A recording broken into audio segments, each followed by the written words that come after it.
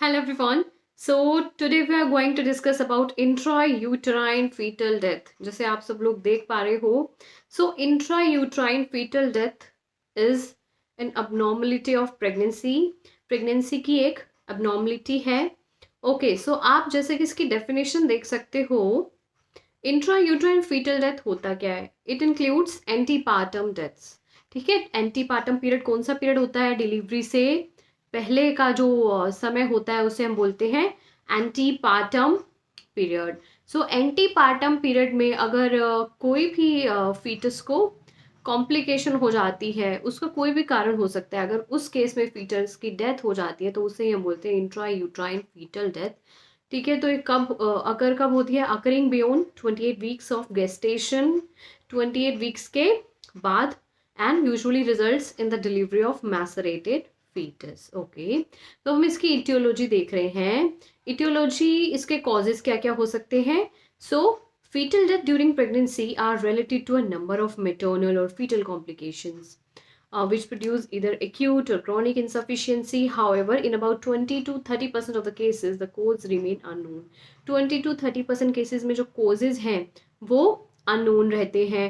अच्छा, प्रेगनेंसी की कॉम्प्लिकेशंस की अगर बात करें जिसकी वजह से फीटस की डेथ हो सकती है तो वो है प्री एक्लेम्सिया. तो अगर आपने ये टॉपिक स्टडी नहीं किया है तो मैं लिंक डिस्क्रिप्शन बॉक्स में डाल दूंगी. प्री एक्लेम्सिया का टॉपिक हमने अभी स्टडी किया था, आई थिंक प्रीवियस वीडियो में, लास्ट वीडियो में हमने स्टडी किया है. सो प्री एक्लेम्सिया की कंडीशन क्या होती है? इसमें हाई ब्लड प्रेशर रहता है, प्रोटीन यूरिया की कंडीशन रहती है, अडीमा रहता है, 140 सिस्टोलिक 90 डायस्टोलिक प्रेशर रहता है. सो इसमें क्या होगा? Spasm of the uteroplacental vessels leads to the reduction of placental blood flow. Okay, spasm create हो जाएगा कहाँ पर? यूट्रोप्लेसेंटल, जो प्लेसेंटा की जहाँ फॉर्मेशन हुई है, प्लेसेंटा जो इम्प्लांट हुआ है वहाँ पर स्पाज्म हो जाएगा ब्लड वेसल्स का, जिसकी वजह से क्या होगा? प्लेसेंटल ब्लड फ्लो जो है वो रिड्यूस हो जाएगा.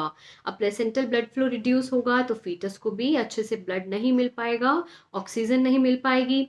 सो प्लेसेंटल इनसफिशिएंसी हो जाएगी. ठीक है, एंटीपार्टम हैमरेज हम देख रहे हैं, ये भी एक प्रेगनेंसी की कॉम्प्लिकेशन हो सकती है. एंटीपार्टम हैमरेज जैसे हमने डेफिनेशन में भी किया, तो ऐसी दो कंडीशंस हैं एंटीपार्टम हैमरेज की जो कि इसे कोज कर सकती है. इंट्रायूटेराइन फीटल डेथ हो सकती है, जैसे कि प्लेसेंटा प्रीविया है एंड एब्रप्शियो प्लेसेंटा है. तो इनकी वजह से भी क्या हो सकता है? इंट्रायूट्राइन फीटल डेथ हो सकती है. और इससे भी क्या होगा? लास्ट में प्लेसेंटल इनसफिशिएंसी हो जाएगी. प्लेसेंटा जो है अपना फंक्शन प्रॉपर नहीं कर पाएगा, फीटस को न्यूट्रिशन ऑक्सीजन अच्छे से नहीं मिल पाएगी. ओके, नेक्स्ट देख रहे हैं pre existing medical conditions and acute illnesses during pregnancy. तो ऐसी कौन सी प्री एग्जिस्टिंग कंडीशंस है, मेडिकल कंडीशंस या फिर एक्यूट इलनेसेस है जिनकी वजह से इंट्रायूट्राइन फीटल डेथ हो सकती है? ठीक है, सो देर आर मेनी कंडीशंस, बहुत सी कंडीशंस है, जैसे क्रोनिक हाइपरटेंशन. तो जैसे कि गेस्टेशनल हाइपरटेंशन, अगर पेशेंट को हाइपरटेंशन की प्रॉब्लम पहले नहीं रहती थी बट प्रेगनेंसी इंड्यूस्ड हाइपरटेंशन है, मीन्स प्रेगनेंसी के रिजल्ट में हाइपरटेंशन की प्रॉब्लम अराइज हो रही है, तो उस केस में ऐसा हो सकता है. ओके, नेक्स्ट हम देख रहे हैं डायबिटीज़. सो डायबिटीज़ की कंडीशन में भी ऐसा हो सकता है. जो प्लेसेंटा है वो कैसा हो जाएगा? प्लेसेंटल इनसफिशिएंसी हो जाएगी. प्लेसेंटा न्यूट्रिएंट्स ऑक्सीजन फीटस को नहीं पहुंचा पाएगा. ओके, क्रोनिक नेफ्राइटिस की कंडीशन से भी ऐसा हो सकता है. अगर प्रेग्नेंट वुमेन को ये कंडीशन, ये डिजीज़ है क्रोनिक नेफ्राइटिस की, तो इसमें क्या होता है? क्रोनिक नेफ्राइटिस में इसकी वजह से क्या होगा? जो प्लेसेंटा होगा उसकी लेसरेशन, उसमें लेसरेशन स्टार्ट हो जाएगी. ठीक है, प्लेसेंटा जो है वो डैमेज होना स्टार्ट हो जाएगा. ओके, उस केस में भी प्लेसेंटल इनसफिशिएंसी रिजल्ट में आएगी. सिफिलिस की जो कंडीशन है, इसमें जो भी सिफिलिस को जो कॉज करता है स्पायरोचेट, उसकी वजह से प्लेसेंटा में इन्फेक्शन हो सकता है. ठीक है, उसकी वजह से उसके रिजल्ट में क्या होगा? प्लेसेंटल इनसफिशिएंसी हो जाएगी. एंड लास्ट में क्या होगा? Intrauterine foetal death. Okay, next हम देख रहे हैं hyperpyrexia. So hyperpyrexia की कंडीशन में भी ऐसा हो सकता है, अगर मदर को फीवर है, मलेरिया है फॉर एग्जांपल, सो उस केस में डायरेक्टली फीटल की डेथ हो सकती है. सीवियर एनीमिया है अगर मदर को, तो उसमें क्या होगा? वो तो ऑब्वियस बात है, अगर एनीमिक रहेगी मदर, प्रेग्नेंट विमेन अगर एनीमिक रहेगी तो प्लेसेंटा को प्रॉपर ब्लड सप्लाई नहीं हो पाएगा, फीटस को ऑक्सीजन नहीं मिल पाएगी प्रॉपरली, जिसकी वजह से क्या होगा, intrauterine foetal death.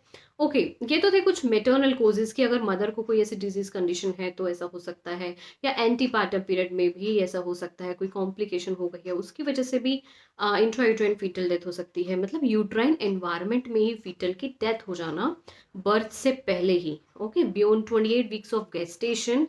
Okay, अब हम देख रहे हैं फीटल कोजेज, ऐसे कौन से फीटल कोजेज हैं जिनकी वजह से ऐसा हो सकता है। सो कंजेनाइटल मालफॉर्मेशन की वजह से भी ऐसा हो सकता है। A fetus with gross congenital malformation incompatible with extrauterine independent existence is more vulnerable to die in utero, means uterus. So इसमें ऐसा क्या है, ऐसी कोई अगर फीटस के अंदर कंजेनाइटल मालफॉर्मेशन है, मीन्स बाय बर्थ, मतलब अभी उसका बर्थ हुआ नहीं है, बट उसके अंदर ऐसी कोई मालफॉर्मेशन है, कोई एबनॉर्मलिटी है फीटस की बॉडी में, जिसकी वजह से क्या है कि वो एक्स्ट्रा यूट्राइन एनवायरनमेंट को अडेप्ट नहीं कर पाएगा। अगर वो एक्स्ट्रा यूट्राइन एनवायरनमेंट में आएगा तो उसको अपना नहीं पाएगा, इंडिपेंडेंटली वहां पर सर्वाइव नहीं कर पाएगा। अगर ऐसी कोई कंडीशन अराइज हो गई है तो उसमें भी क्या होगा, इंट्रा यूट्राइन फीटल डेथ हो जाएगी, फीटस जो है एक्स्ट्रा यूट्राइन एनवायरनमेंट में सर्वाइव ही नहीं कर पाएगा।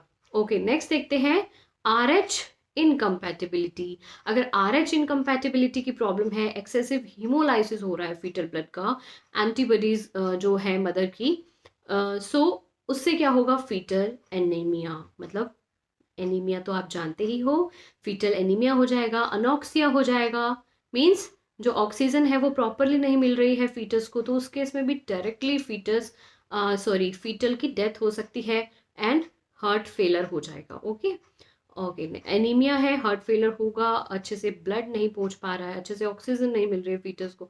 नेक्स्ट देखते हैं पोस्ट मेच्योरिटी। अगर ऐसी कोई कंडीशन अराइज हो गई है जैसे अनएक्सपेक्टेड डेथ में occur during pregnancy due to placental insufficiency. Post maturity का मतलब होता है कि एट टर्म हम किसे बोलते हैं, देखो 37 वीक्स के बाद अगर कोई भी डिलीवरी होती है, मतलब नॉर्मल लेबर की अगर कंडीशन है, तो पोस्ट मेच्योरिटी का मतलब होता है कि अभी तक जो प्रेग्नेंट वुमेन है उसे यूट्राइन कॉन्ट्रैक्शंस आना ही स्टार्ट नहीं हुई है, उसका जो गेस्टेशनल एज है वो भी कंप्लीट हो गई है। उस केस में ऐसा हो सकता है कि एमनियोटिक जो फ्लूइड है वो कम होने लग जाए, प्लेसेंटल इनसफिशिएंसी हो जाए। ठीक है, तो उस केस में भी क्या हो सकता है, इंट्रा यूट्राइन फीटल डेथ हो सकती है। ड्यूरिंग लेबर भी अगर होगी तो उसे भी हम इंट्रा यूट्राइन में ही काउंट करेंगे, क्योंकि यूट्राइन एनवायरनमेंट से बाहर आने से पहले ही, मतलब एक्स्ट्रा यूट्राइन एनवायरनमेंट में एंटर करने से पहले ही फीटस की डेथ हो जाएगी। ओके, तो हमने देख लिए कॉजेज, फीटल कॉजेज। अब देखते हैं आइट्रोजेनिक कॉजेज। ठीक है, एक्सटर्नल वर्जन इट में रिजल्ट। अब देखो आइट्रोजेनिक कॉजेज में क्या क्या हो सकता है, मतलब ऐसे और कौन से कारण हो सकते हैं जिसकी वजह से फीटस की डेथ हो जाएगी। ओके, एक्सटर्नल वर्जन की अगर हम बात करें तो आपने अम्लाइकल कोड स्टडी की होगी, है ना, जो प्लेसेंटा से और फीटस के अम्लाइकल से कनेक्ट रहती है, अम्लाइकस से, सॉरी। सो इट में result in the true knot of the cord और entanglement of the cord round the neck और लिम्स ऑफ द फीटस। ऐसा हो सकता है कि जो फीटस की नेक है उसके अराउंड क्या हो जाए, एक नोट क्रिएट हो जाए अम्लाइकल कोड की, अम्लाइकल कोड एंटेंगल हो जाए वहां पर, मतलब फीटस की जो नेक है उसके अराउंड जो है एक नोट की फॉर्मेशन, एक गांठ बना ले अम्लाइकल कोड, तो उस केस में भी क्या हो सकता है, फीटस की डेथ हो सकती है हाइपोक्सिया की वजह से। ठीक है, हाइपोक्सिया हो जाएगा, लैक ऑफ ऑक्सीजन, फीटस को ऑक्सीजन नहीं मिल पाएगी। Okay, quinine group of drugs if administered in higher in therapeutic doses. अगर ऐसे कुछ डिजीजेज हैं जो मदर ले लेती है, फॉर एग्जांपल क्विनीन की जो ड्रग्स होती है वो, तो उस केस में भी ऐसा हो सकता है। ओके, आइडियोपैथिक कोजेज क्या हो, आइडियोपैथिक कोज क्या होता है, जिसमें जो कोज है वो क्या रहता है, अननोन रहता है। सो जो प्रेग्नेंट वुमेन फील कर पा रही थी फीटल मूवमेंट्स, अब वो क्या होंगे, एब्सेंट हो जाएंगे, प्रेग्नेंट वुमेन को फील नहीं होगा फीटल मूवमेंट। ओके, ये भी एक साइन एंड सिम्टम है कि फीटस की डेथ हो गई है। Retrogression of the breast changes that occur during pregnancy. Okay, जो भी ब्रेस्ट में चेंजेस आ रहे थे धीरे धीरे करके, ब्रेस्ट की इनलार्जमेंट होती है, आप वेरिकोज वेन्स जिसे हम बोलते हैं ना, जैसे लेग्स में भी वेन्स जो है वो प्रोट्रूड होने लगती है, इसी तरीके से ब्रेस्ट में भी जो वेन्स हैं वो दिखने लगती है, प्रोट्रूड होने लगती हैं। तो वो सब अब चेंजेस जो है वो धीरे धीरे क्या हो जाएंगे, कम होने लग जाएंगे। Okay, gradual retrogression of the height of the uterus, धीरे धीरे क्या होगा, जो यूट्रस की जो हाइट थी, वो यूट्रस जो है बढ़ रहा था, वो अब नहीं हो पाएगा। सो क्या हो जाएगा, वो धीरे धीरे उतने ही साइज का रह जाएगा, वो बढ़ेगा नहीं। यूट्राइन टोन जो है वो डिमिनिश हो जाएगी, यूट्रस जो है वो फ्लैसिड हो जाएगा, ब्रेक्सटन हिप कंट्रैक्शंस भी फेल्ट नहीं होंगी इजीली। फीटल मूवमेंट जो है जो हमें पैल्पेशन से फील होते थे, पैल्पेशन एक फिजिकल एग्जामिनेशन की टेक्निक है, तो वो भी नहीं होंगे। Eggshell cracking like foetal head, ऐसा ऐसा फील आएगा जैसे एगशेल क्रैक हो जाता है ना, एगशेल आपने देखा है। सो ऐसा फील आएगा फीटल हेड को जब हम पैल्पेट करते हैं, ठीक है, तो उससे जब डायग्नोज करेंगे तभी हमें ये फील होगा एगशेल क्रैकिंग। ओके, तो ये तो थे कुछ साइन एंड सिम्टम्स। अब हम देख रहे हैं इन्वेस्टिगेशन हम क्या क्या करा सकते हैं। मान लीजिए हमने डायग्नोज कर लिया है, हमने फिजिकल एग्जामिनेशन से पता लगाया है, एंड मदर ने हमें वर्बली बताया है कि उसे फीटल मूवमेंट फील नहीं हो रहे हैं, ठीक है, बट आफ्टर दैट हमें क्या करना है, कुछ इन्वेस्टिगेशंस करानी होती है जिससे हम श्योर हो पाए। ओके, तो सबसे फर्स्ट है अल्ट्रासोनोग्राफी। सोनोग्राफी हम करवाएंगे, जिससे क्या होगा, हमें एक एविडेंस मिल जाएगा कि फीटस की डेथ हो गई है। ओके, ओलिगोहाइड्रमनियोज की कंडीशन अराइज होगी। ओलिगोहाइड्रमनियोज क्या होता है, जिसमें लिक्वर एमनी जो है वो लेस क्वांटिटी में प्रेजेंट रहता है। And collapse cranial bone, cranial bone जो होंगी वो भी क्या मिलेंगी, कोलैप्स मिलेंगी। एक्सरे अब्डोमेन हम कराएंगे, अब्डोमिनल एक्सरे कराएंगे, जिससे हमें सब कुछ शो हो जाएगा। ठीक है, ओके, अब हम देख रहे हैं इसकी कुछ कॉम्प्लिकेशंस की, कॉम्प्लिकेशंस क्या हो सकती हैं इंट्रायूटेराइन फीटल डेथ की। अगर फीटस की डेथ हो गई है तो ऑब्वियस बात है, अगर फीटस की डेथ हो गई है सबसे पहले आपके माइंड में आना चाहिए इन्फेक्शन।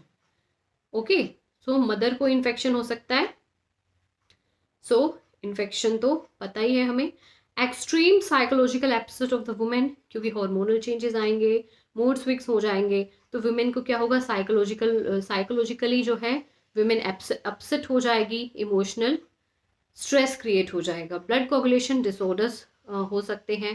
एंड ड्यूरिंग लेबर देखिए क्या कॉम्प्लिकेशन आएगी। अगर बाय चांस है कि ड्यूरिंग लेबर देखिए क्या कॉम्प्लिकेशन आ सकती है, लेबर के टाइम पे ऐसा हो सकता है ना कि नॉर्मल लेबर का प्रोसेस चला और ऐसी कोई कॉम्प्लिकेशन राइज हुई जिससे इंट्रायूटेराइन फीटल डेथ हो गई, तो उस केस में क्या होगा, हमें सी सेक्शन भी करना पड़ सकता है। ओके, अब हम देख रहे हैं इसकी हम प्रिवेंशन कैसे कर सकते हैं। सो आप मुझे कमेंट डाउन करके ये बताना कि आपको वाइट बोर्ड पे पढ़ना अच्छा लगता है या फिर ऐसे पढ़ना अच्छा लगता है, तो जो आप बोलेंगे, जैसा आप बोलेंगे वैसा मैं पढ़ा दूंगी। प्रिवेंशन हम देख रहे हैं कि हम इसे रोक कैसे सकते हैं, इस कंडीशन को अराइज होने से रोका कैसे जा सकता है। तो ये वो देखिए, रेगुलर हमें एंटीनेटल चेकअप करना है कुछ टाइम पीरियड के इंटरवल्स पे। Prevent and detect early conditions that contribute to intrauterine death and instituting effective therapy. तो एंटीनेटल केयर हमें अच्छे से प्रोवाइड करनी है, वाइटामिन सप्लीमेंट्स पेशेंट को प्रोवाइड कराने हैं, फॉलिक एसिड प्रोवाइड करानी है। एंड अगर किसी को कुछ कॉम्प्लिकेशन रही होगी प्रेगनेंसी में तो उसके अकॉर्डिंग हमें मैनेजमेंट कर देनी है। Screening the at risk mother, जो हाई रिस्क प्रेगनेंसीज होती है जिनकी उन्हें हमें उनकी स्क्रीनिंग करनी है फॉर फीटल वेलबींग, ताकि फीटस को हम ठीक से अच्छे से रख पाए, हेल्दी रख पाए, and to terminate the pregnancy at the earliest evidences of the foetal compromise. और अगर हमें नीड होती है तो एज अर्ली एज पॉसिबल हमें प्रेगनेंसी को टर्मिनेट भी करवाना होता है। सो देखिए, अगर हम डायग्नोस कर चुके हैं कि आईयूडी की कंडीशन राइज हो गई है, इंट्रायूटेराइन फीटल डेथ हो गई है, तो अगर हम चाहते हैं कि अगर ऐसी कोई कॉम्प्लिकेशन नहीं है, मीन्स प्लेसेंटा प्रीविया की कंडीशन नहीं है, एब्रप्शियो प्लेसेंटा की कंडीशन नहीं है, जिस केस में हम नॉर्मल लेबर नहीं कर सकते हैं, नॉर्मल डिलीवरी नहीं कंडक्ट करा सकते हैं, उस केस में हम क्या करेंगे, सी सेक्शन कर देंगे। बट अगर ऐसी कोई कॉम्प्लिकेशन प्रेजेंट नहीं है, नॉर्मल डिलीवरी हम कंडक्ट करा सकते हैं, उस केस में हम पेशेंट को ऑक्सीटोसिन आईवी प्रोवाइड कराते हैं। ऑक्सीटोसिन से क्या होगा, एक यूट्राइन कॉन्ट्रैक्शंस जो है पेशेंट की इंक्रीज हो जाती हैं, सर्विक्स जो है वो डायलेट होने लगती है, साथ ही साथ सर्विक्स में हम जेल लगाते हैं, प्रोस्टाग्लैंडिन PGE2 जिसे हम बोल रहे हैं, वो जेल हमें अप्लाई करनी होती है posterior fornix of the cervix में, जिससे sorry posterior fornix of the vagina में, जिससे क्या होगा, सर्विक्स की डायलेशन हो जाएगी, इफेसमेंट होगी, मीन्स थिनिंग होगी सर्विक्स की, और हम इजीली जो है एक्सपल्शन करा पाएंगे फीटस का। तो इस तरीके से मैनेजमेंट हमें करनी है, जैसे जैसे साइन एंड सिम्टम शो होते हैं उसके अकॉर्डिंग हमें मैनेजमेंट करनी होती है। सो आई होप आप आपको आज का टॉपिक क्लियर हो गया होगा। अगर आज की वीडियो आपको पसंद आई है तो वीडियो को लाइक करना, चैनल को सब्सक्राइब कर देना, बेल आइकन को प्रेस करना न्यू नोटिफिकेशंस के लिए। Thanks for watching.